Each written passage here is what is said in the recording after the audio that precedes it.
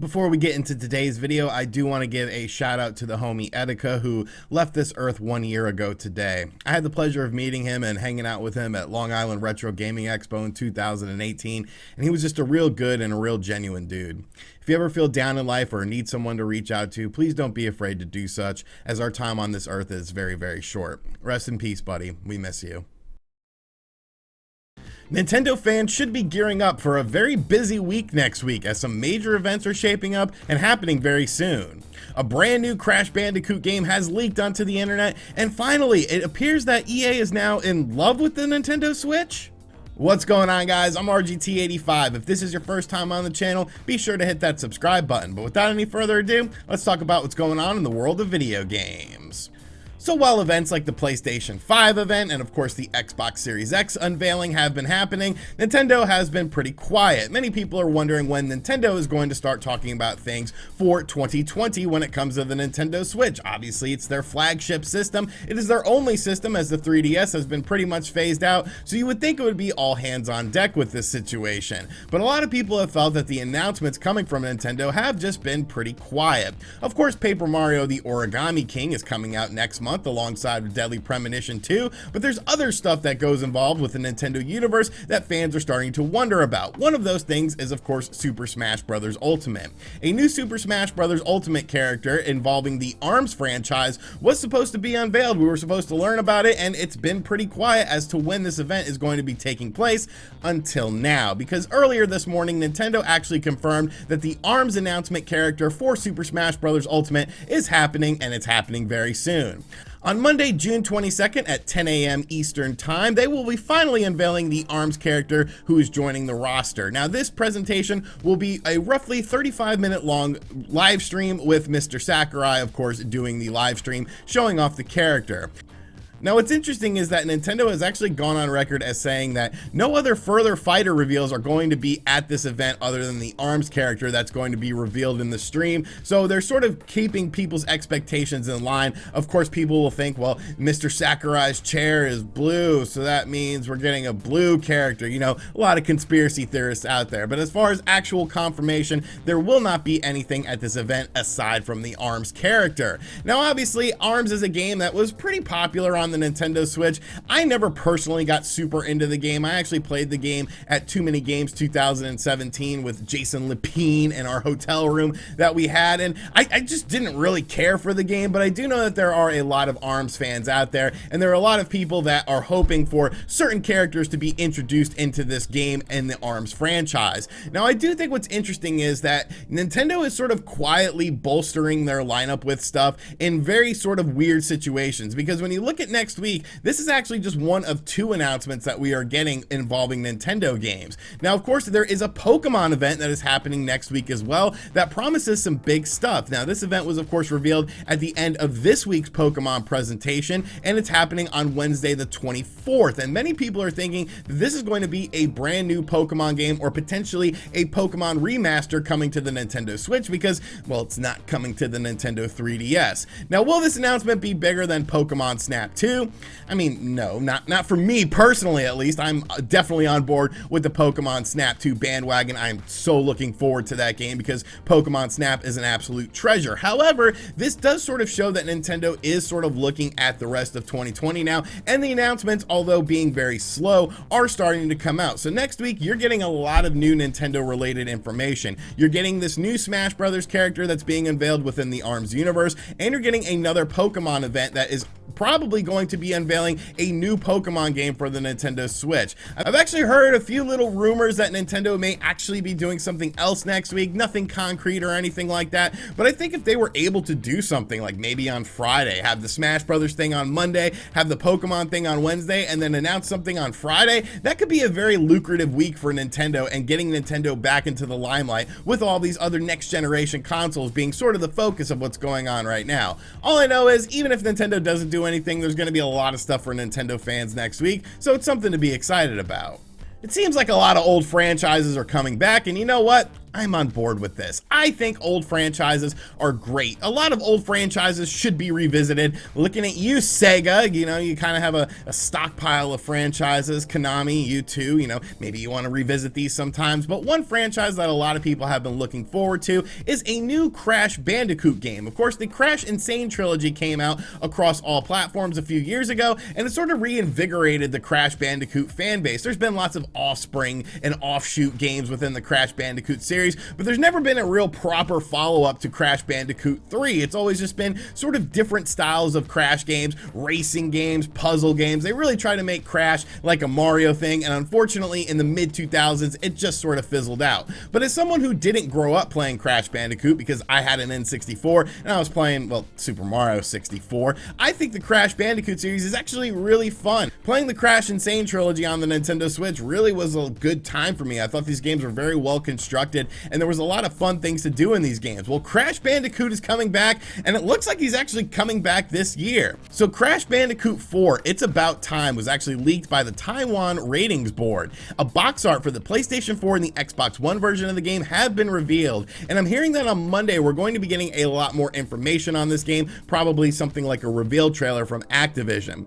Now, I've actually seen a few things off the record from this game, and while I can't talk about it or show you guys that, I will say that if you're a fan of the Crash Bandicoot series, I really think you're going to like the direction that this game is taking and the way this game looks. Now, this game is actually being handled by Vicarious Visions, who of course is also doing the Tony Hawk 1 and 2 HD remaster that's coming out on the PlayStation 4 and Xbox One this year. So it looks like they're going to be having a pretty busy year, considering that this game has been rated by the Taiwan Ratings Board and it already has a box art. This game is more than likely almost done, if not already done. So this game will probably also be releasing in 2020 as well. Now, of course, one thing that a lot of you guys are going to be saying in the comments is, well, what about a Switch version of the game? And as of right now, there is no confirmed Switch version of this game. Could this be something like what Activision has been doing on the Nintendo Switch with games like the Crash Insane trilogy and of course Spyro Reignited trilogy, where they come out on other platforms and then later on they end up on the Nintendo Switch? I mean, maybe. You can't really say for sure, but all we know is as of right now, this game is confirmed for the PlayStation 4 and the Xbox One, and more than likely on Monday you'll be getting a lot more information about this game. But it's definitely a very exciting time. I think the Crash Bandicoot series, the mainline stuff, is definitely a little bit underrated, so I'll be interested to see how this game ends up turning out.